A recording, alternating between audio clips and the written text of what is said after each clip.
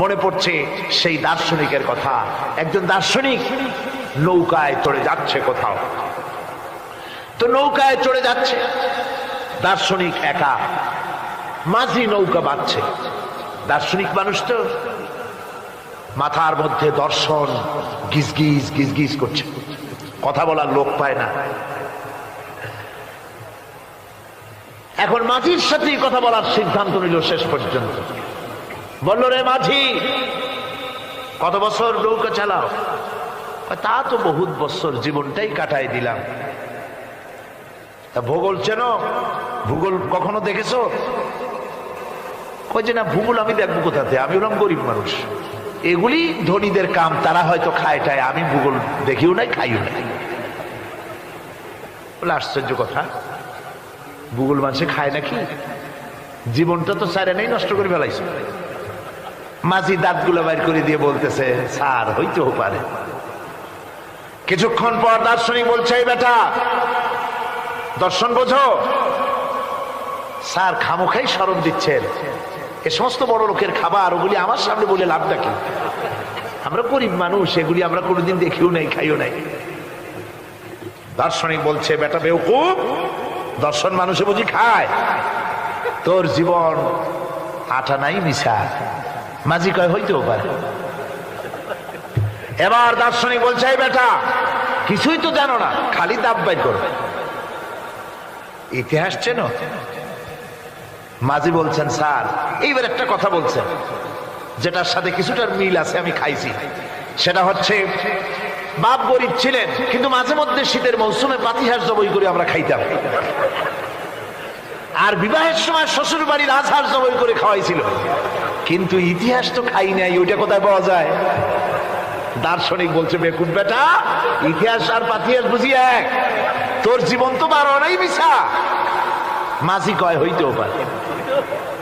কিছুক্ষণ পর উত্তর দিকে কালো মেঘ উঠেছে, আকাশ থমথমে ভাব, নদীর ভিতরে তুফান সৃষ্টি হয়েছে।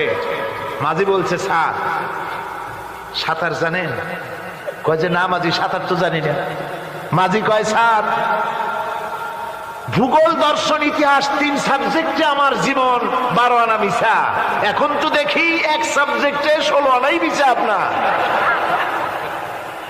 আমার তো 4 আনা আছে, 12 আনা ফেল, 4 আনা তো আছে, ওই 4 আনা দিয়ে আমি সাতরায় কেনারায় উঠে যাব, আর ইতিহাস দর্শন পাতিহাস খাইয়ে ডুবে মরমিয়া।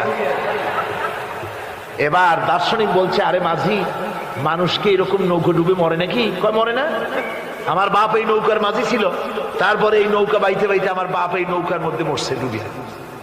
আচ্ছা, তোমার দাদা? আমার দাদাও মাঝি ছিল, এই নৌকা বাইতে গিয়ে সেও মরছে।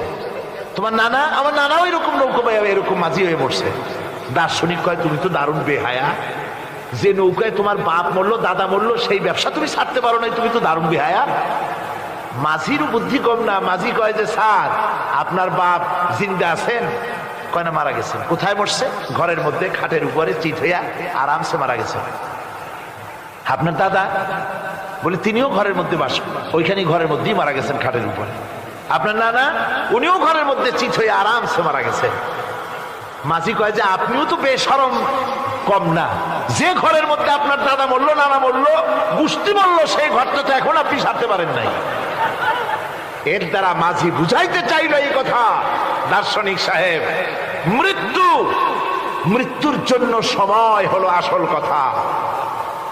সময় যখন এসে যাবে, সে যে জায়গায় হোক, মৃত্যু তাকে ছাড়বে না। মৃত্যু যখন আসবে, জায়গায় পৌঁছতে হবে, আর সময় যখন আসবে, 1 মুহূর্ত আগে পিছু করা হবে না। মউত আসার সাথে সাথে আজরাইল তার সামনে এসে যাবে, 1 মুহূর্ত বাঁচতে পারবে না।